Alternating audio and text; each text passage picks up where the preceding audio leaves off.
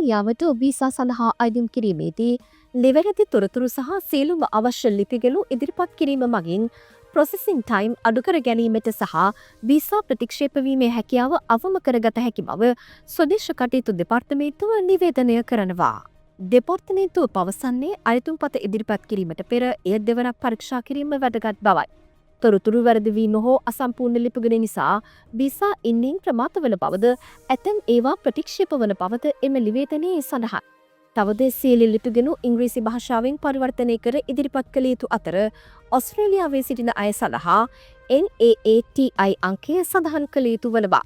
වයස අවුරුදු 18ට අඩු අයෙක් නම් විදේශ ගමන් බලපත්‍රයේ උපන්න සහතිකයේ සහ දෙමව්පියන්ගේ විදේශ ගමන් බලපත්‍රයේ පිටපතක්ද ඉදිරිපත් කළ යුතුයි.